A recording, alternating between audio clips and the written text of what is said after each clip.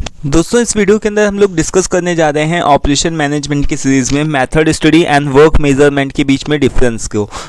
Method study को दोस्तों हम लोग मोशन स्टडी के नाम से भी जानते हैं और वर्क मेजरमेंट को हम लोग टाइम स्टडी के नाम से भी जानते हैं। हम लोगों ने ऑलरेडी अपने लास्ट वीडियो लेक्चर्स के अंदर मोशन स्टडी क्या होती है, टाइम स्टडी क्या होती है, इन सभी चीज़ों के ऊपर डिटेल से डिस्कस किया था।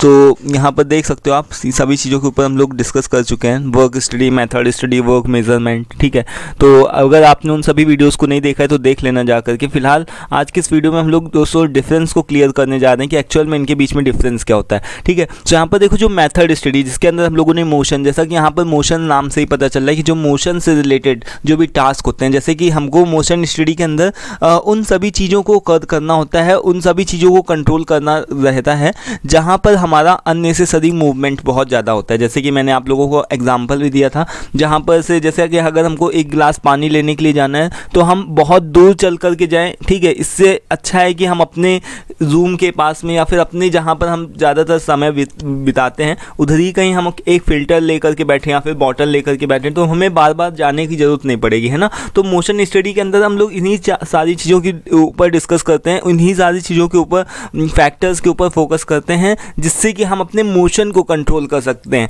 ठीक है, जहाँ पर से हमको कम नीड हो, जैसे कि अगर सपोज दैट कि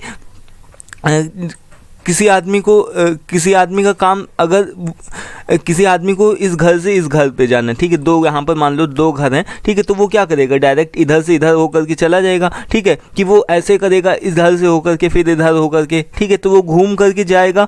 ठीक है, इस तरीके से होकर के जाएगा तो उसको कितना ज़्यादा लंबा रास्ता पड़ेगा। ठीक है, तो उसके लिए हमको शॉर्टकट प्रोवाइड करना, लाइक कि अगर हमको मोशन स्टडी के अंदर हम इन्हीं सारी चीज़ों के ऊपर डिस्कस करते हैं, इन्हीं सारी चीज़ों के ऊपर फोकस करते हैं कि हम अपने मोशन को किस तरीके से कंट्रोल कर सकते हैं, हम अपने अननेसेसरी मूवमेंट को किस तरीके से कंट्रोल कर सकते हैं। ठीक है, तो ये होता है हमारा मोशन स्टडी। वहीं टाइम स्टडी की अगर बात जब आती है तो टाइम स्टडी के अंदर हम उन सारी चीज़ों के ऊपर फोकस करते हैं कि हम अपना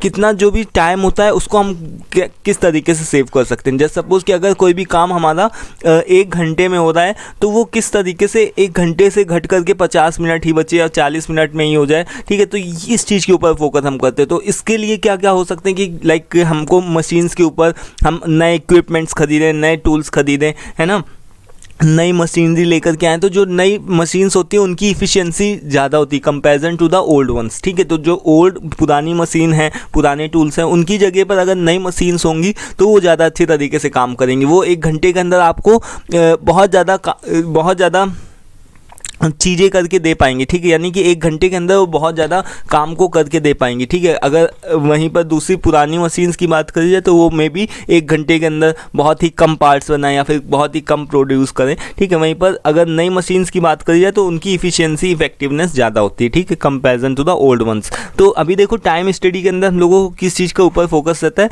कि किसी भी तरीके से हमको टाइम को सेव करना है, टाइम की बचत करना है। जहाँ पर अननेसेसरी फालतू का समय लग रहा है, उस सारी चीज़ों को, सभी फालतू के टाइम को, उस अननेसेसरी टाइम को हमको क्या करना है, रिड्यूस करना है। ठीक है, तो यहाँ पर देखो अब लिखा क्या एक्चुअल में, इसके ऊपर आते हैं। तो मोशन स्टडी जो होती है involves the observation of the movements of man, machine, material and suppliers to find out the wasteful actions and eliminate them. Like कि इसके अंदर हम लोग किन चीज़ों के ऊपर डिस्कस करते हैं कि किस तरीके से हम, कोई भी आदमी उसको बहुत ज़्यादा घूम करके जाना पड़ता है, या फिर मशीन्स जो भी है ऐसी जगह, इस तरीके से हमने कंपनी का लेआउट बनाया हुआ है कि एक के बाद एक मशीन ना होकर के एक मशीन यहाँ है सपोज दैट, तो दूसरी मशीन यहाँ पर रखी हुई है। ठीक है, तो इस तरीके से अगर मान लो कि हमको कंप्यूटर से हमने कोई भी प्रिंट यहाँ पर से किया तो हमने यहाँ पर से प्रिंट किया और हमको जाना कहाँ पड़ रहा है, पेपर उठाने के लिए इधर इतनी दूर जाना पड़ रहा है। ठीक है, तो इस तरीके से हमको अपने लेआउट को उस तरीके से, जो भी मशीन्स होती हैं हमको उस तरीके से फिक्स करना है जिससे कि हमारा कम मूवमेंट हो। ठीक है, मटेरियल्स जो भी होता है, सप्लाई जो भी सब ये सारी चीज़ें होती है, सप्लाईज होती है, तो उन सभी चीज़ों को हमको क्या करना है, एक साथ एक जगह पर इकट्ठा करना है जिससे कि हमारा मूवमेंट, मोशन कम लगे। और जब मोशन कम होगा तो उससे हमारी इफेक्टिवनेस, इफिशियंसी दोनों ही बढ़ेगी और साथ ही साथ में टाइम का भी बचत होगी। ठीक है, उसके बाद में यहाँ पर देखो, जबकि टाइम स्टडी के अंदर हम लोग किन चीज़ों के ऊपर फोकस करते हैं, it is concern with the determination of the amount of time required to perform a unit of work. यानी कि 1 घंटे के अंदर कितना काम होता है, इस चीज़ को देखना और उसके बाद में उस समय को 1 घंटे के अंदर जितना काम हो रहा रहा है उसके समय उसके काम को या तो बढ़ा दो। जैसे कि 1 घंटे के अंदर मान लो कि 100 पार्ट्स बन रहे हैं, ठीक है, तो 1 घंटे के अंदर 100 पार्ट्स बन रहे हैं, तो हम 1 घंटे के अंदर क्या करने लगे, 110 या 120 पार्ट बनाने लगे, ठीक है। या तो ये कर सकते हैं, या फिर हम क्या कर सकते हैं, 100 पार्ट्स का जो भी समय है उसको घटा करके कितना कर दें, 1 घंटे के अंदर अभी तक ये बन रहे थे, अब कितनी देर में बनेंगे, ये 50 मिनट के अंदर ही बनेंगे या फिर 40 मिनट के अंदर ही बनेंगे, ठीक है। तो ये क्या हो गया हमारा एक तरीके के टाइम स्टडी, यानी कि टाइम को हम लोग रिड्यूस कर रहे हैं। आंसर्स द क्वेश्चन कि how long should this job take to do, और इसका हमारा बेनिफिट क्या होगा, टाइम स्टडी का टाइम हम रिड्यूस करेंगे तो उसका इफेक्ट क्या पड़ेगा, उससे हमको ये इफेक्ट पड़ेगा कि जो भी हमारा एम्प्लॉय होगा वो ज़्यादा अच्छी तरीके से बेहतर तरीके से काम कर पाएगा। देखो जैसे सपोज़ कि अगर आपको पता ही नहीं कि एक घंटे के अंदर आपका कितना काम होता है, मान लो कि आपको नहीं पता कि 1 घंटे के अंदर 100 पार्ट्स बनते हैं, ठीक है, तो आपका जो एम्प्लॉय होगा वो चीटिंग भी कर सकता है। वो क्या करेगा, 1 घंटे के अंदर 100 पार्ट्स बन सकते थे बट वो बनाएगा कितने, वो बनाएगा 50 ही पार्ट या फिर 40 ही पार्ट बनाएगा या फिर 80 बनाएगा, यानी कि 100 से कम ही बनाएगा। तो वो क्या करता है, एक तरीके से चीटिंग कर रहा है, यानी कि वो उसकी इफेक्टिव वो काम इतना ज़्यादा कर सकता था, वो अपनी पावर का फुल यूटिलाइजेशन करके 100 पार्ट्स बना सकता था, बट वो अभी अपना समय इधर उधर वेस्ट कर रहा है या फिर इधर उधर मूवमेंट करके या इधर उधर समय अपना इधर उधर वेस्ट करके क्या कर रहा है, अपने पार्ट्स का अपने यानी कि कम काम कर रहा है, ठीक है। तो इससे क्या हो सकता है कि आप अपने एम्प्लॉयज़ को देख सकते हो कि वो सही से काम कर रहे हैं कि नहीं कर रहे हैं, या फिर आप अपनी मशीन्स वगैरह को भी चेक करके अप टू डेट रख सकते हो कि आपकी मशीन सही से काम कर रही है कि नहीं कर रही है, ठीक है। तो ये होती है टाइम स्टडी, इसके बहुत सारे बेनिफिट्स होते हैं, ये तब आपको पता चलेंगे जब एक आप ऑर्गेनाइजेशन में जाओगे और जब वहाँ पर से एक काम करने लगोगे, ठीक है। तो यहाँ पर देखो, to reduce wastage of time and energy in unnecessary movements, इसके अंदर हम लोग मोशन स्टडी के अंदर हम लोग क्या करते हैं, अननेसेसरी मूवमेंट्स को क्या करते हैं, रिड्यूस करते हैं, ठीक है। जबकि इसके अंदर हम लोग क्या करते हैं कि इसके अंदर हम क्या करते हैं to identify the standard time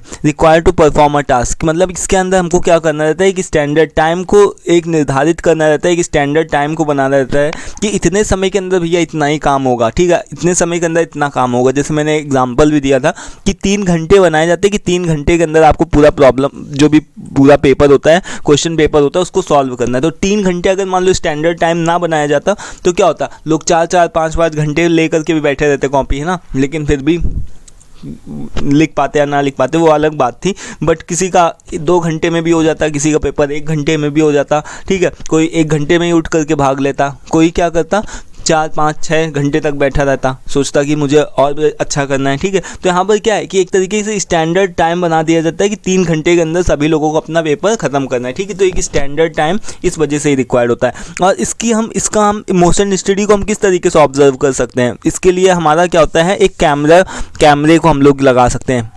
कैमरे की हेल्प से हम क्या कर सकते हैं, देख सकते हैं कि कहाँ पर फालतू का बहुत ज़्यादा अननेसेसरी मूवमेंट हो रहा है, उसको हम लोग क्या कर सकते हैं, उसको हम लोग कंट्रोल कर सकते हैं। बट अगर इसको कंट्रोल करने की बात आती है तो इसके अंदर क्या कर सकते हैं हम लोग, स्टॉप वॉच की हेल्प से हम इन सभी चीज़ों को कंट्रोल कर सकते हैं। जैसे कि टाइम स्टडी के अंदर हम क्या कर सकते हैं, स्टॉप वॉच को फिक्स किया, देखा कितने सेकंड के अंदर कौन सा टास्क परफॉर्म हो रहा है, ठीक है। तो स्टॉप वॉच की हेल्प क्यों होती है, कितने सेकंड के अंदर कितने मिनट के अंदर कौन सा टास्क परफॉर्म हो रहा है, उसी के हिसाब से आप आगे की प्लानिंग करते हो, ठीक है। उसी के हिसाब से आप एम्प्लॉय से एक्सपेक्ट करते हो कि वो इतनी देर में 1 घंटे के अंदर 100 पार्ट देगा, 1000 पार्ट देगा, कितने पार्ट्स बना सकता है, ठीक है। सो आगे क्या है कि इससे क्या होता है कि वर्कर्स का जो भी मूवमेंट होता है वो क्या होता है, रिड्यूस होता है, कम होता है, यानी कि मिनिमाइज होता है। उससे क्या होता है, मोशन स्टडीज़ के अंदर क्या होता है कि वर्कर्स का फालतू का मूवमेंट जो भी होता है वो मिनिमाइज होता है। जबकि इसके अंदर क्या होता है, टाइम स्टडी के अंदर इससे क्या होता है कि लेबर की प्रोडक्टिविटी बढ़ती है। अगर आपको पता ही नहीं होगा कि कितनी देर में कौन सा काम होता, तो जैसे मैंने बताया कि लेबर आपके साथ में जो भी वर्कर है वो आपके साथ में चीटिंग भी कर सकता है, वो धीरे धीरे बनाएगा, ठीक है, आराम से बनाएगा, उसको क्या ही जल्दी पड़ी है, ठीक है। तो इस तरीके से ये होता है, बीच में डिफरेंस होता है मोशन स्टडी और टाइम स्टडी के बीच में। आई होप कि आपको अच्छे से क्लियर हो गया होगा। स्टिल कोई भी कंफ्यूजन और डाउट हो, at least let me know in the comment box so that I can help you and know the reasons कि क्यों आपको नहीं समझ में आ रहा है इस तरीके से। तो ये था मोशन स्टडी टाइम स्टडी के बीच में डिफरेंस, ठीक है। वीडियो दोस्तों पसंद आया प्लीज़ उसको लाइक करिएगा, और साथ ही साथ में दोस्तों मैं MBA सेकंड सेमेस्टर के ऊपर डिस्कस कर रहा हूँ, ठीक है। तो अपने फ्रेंड्स के साथ में अपने ग्रुप्स वगैरह में भी वीडियोज़ को जरूर से शेयर कर दो, जिससे सभी लोगों को बेनिफिट हो, ठीक है। वीडियो पसंद आया उसको लाइक करना, और PDF चाहिए तो उसके लिए आप व्हाट्सएप पे कॉन्टैक्ट कर सकते हो। Thank you for watching this video, thank you once again. दोस्तों हम लोग नेक्स्ट वीडियो में पढ़ेंगे कुछ हमारे पास में नेक्स्ट वीडियो के लिए हमारे पास में क्या है, प्रोडक्शन टेक्नोलॉजी और टाइप्स ऑफ मैन्युफैक्चरिंग के बारे में। ठीक है, so thank you for watching this.